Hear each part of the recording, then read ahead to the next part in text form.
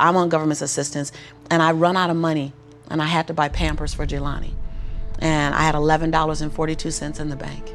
And I remember wrapping my son in a towel for 2 days. I remember the second day, like you said, I had my hand on Jelani's stomach, and I said, "Don't worry, baby. Mommy will never be this broke or broken again." And that day, what shifted for me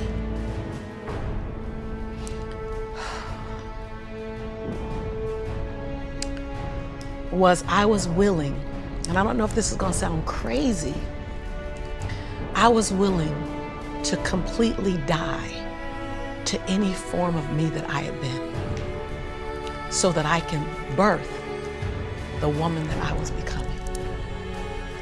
The reason why a lot of people won't become who they want is because they're too attached to who they've been. And you hear it all the time when people say, "I've always been this way." Okay, well, if that's working for you, keep doing that.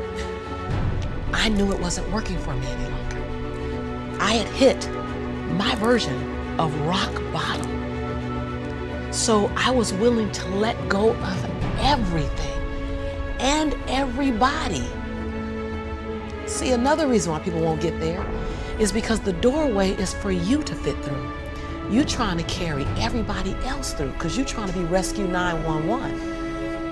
And you got to rescue you first. I am much more valuable to my family and to my community because I was willing to let them go through the door myself, teach myself, learn myself, condition myself, and then come back and get them. I'm much more valuable to them now.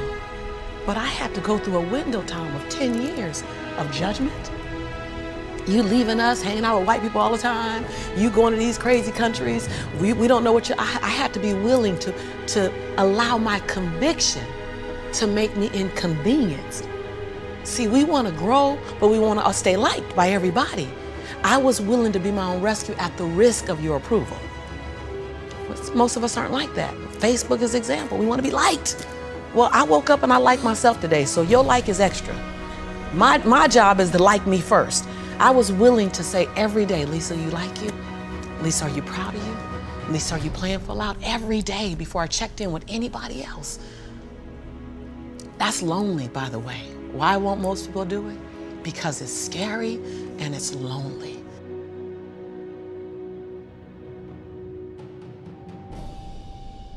I was willing to disrupt my entire life to buy my future, to buy my possibility, to give my dream a chance. See, we're not supposed to tuck our dreams in on the pillow when we get up in the morning. We're not supposed to leave them at home and go and fulfill somebody else's dream. We're not supposed to do that. That's not what we're wired to do. That's not who we are. Your human spirit doesn't care about the economy. The human spirit doesn't care that my son's father went to prison. The human spirit doesn't care what's happened to your family. The human spirit doesn't care about the past. You may have been molested, or your family may have been broke, or you may have been betrayed, or you may have a divorce. Your human spirit doesn't care about any of that. Your human spirit simply says, "What's our command for tomorrow? What do you want to create?" It's not keeping score. Your brain is keeping score because your brain is designed to keep you safe. Your soul, your intuition, your human spirit is designed to make you soar. When you get to the edge, your brain will always tell you to step back. It's always going to tell you to step back. Because you can fall, always. It's gonna tell you step back. Because before you fell, the last time you did this, you saw someone else fail, you could hurt, you could be off work. It's gonna tell you, it's designed to keep you safe. So you have to be willing to play between your brain and your soul. And on some days, you gotta just listen to your soul. And you gotta say, "I'm gonna leap, I'm gonna get to the edge." Most people are at the edge, and you're standing at the edge and you're watching everyone else fly. That's Pimp My Ride, Watch My Crib, all this stuff. You know, watching people's lives on Facebook. You're at the edge, watching someone else live, wondering what it's gonna be like when you jump without ever jumping. And I'm just here to tell you, jump. Because only 3 things can happen. You're either gonna jump and fly, or you're gonna jump and fall on something soft, or you're gonna fall down hard. Either way, you're gonna get back up. You already know you got what it takes to get back up. Your greatest fear is not that you will fall. Your greatest fear is that you will live a full life and never fly. that you never leaped. You're not afraid of dying.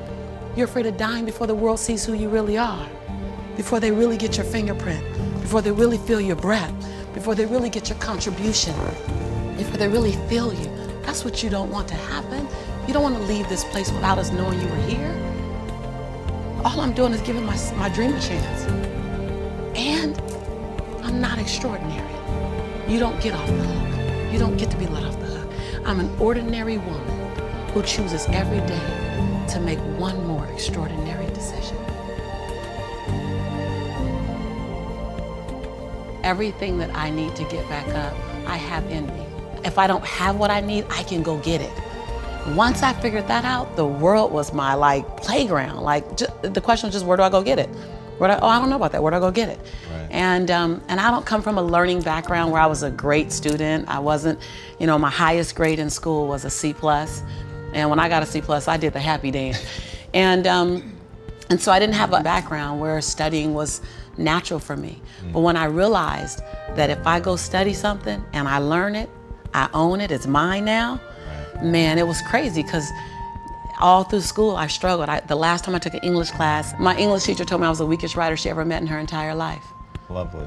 Yeah, lovely. And the same year I took a speech class, and my speech teacher, he said, quote unquote, Ms. Nichols, I recommend you never speak in public, that you get a desk job.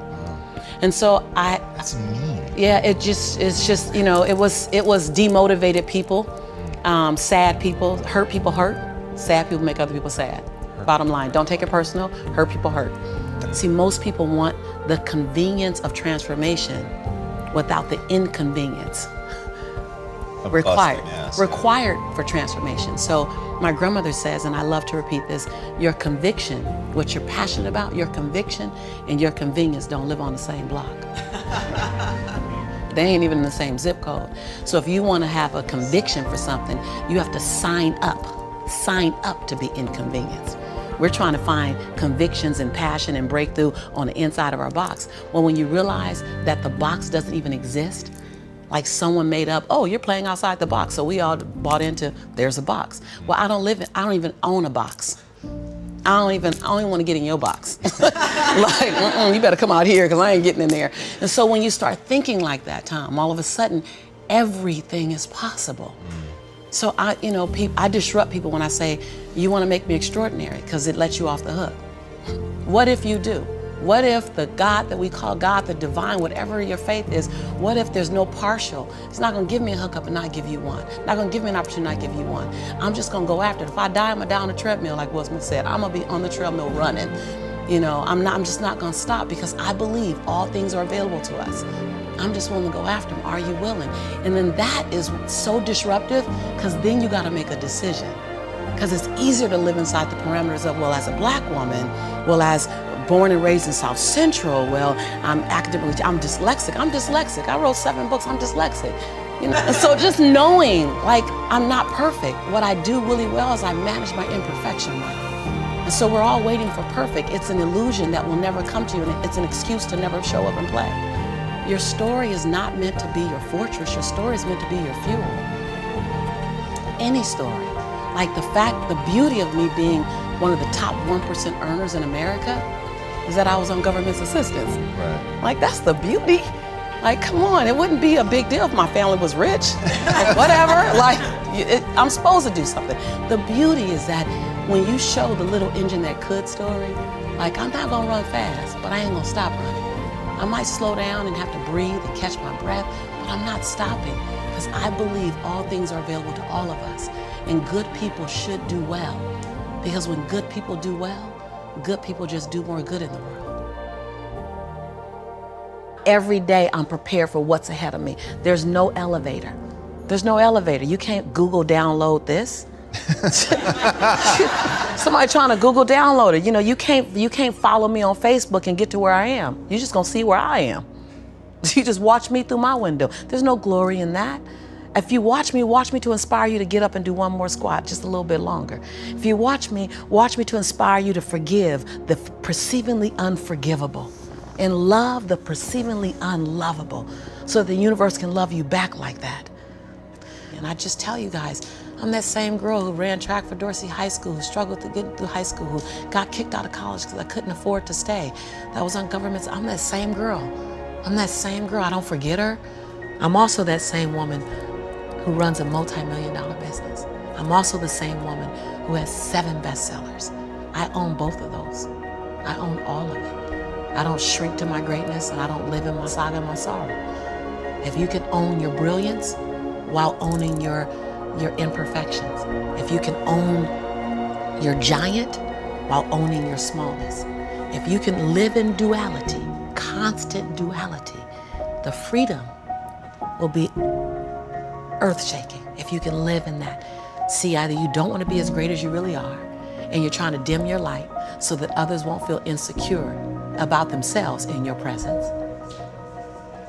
And so you keep playing at 79 watts when you know you're supposed to shine at 159 watts.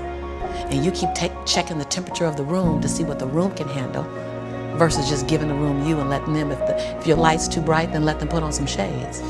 Can you give yourself permission to live in the duality of your imperfections and your smallness and what you're learning and what you still have to learn and your greatness and your brilliance and your light? Can you allow them to coexist and then serve them up to the world? To love you, to see you, to inhale you, to judge you, to leave you, to love you. Some of us are just as afraid of being loved as we are to be left. Can you give the world permission to leave you and love you?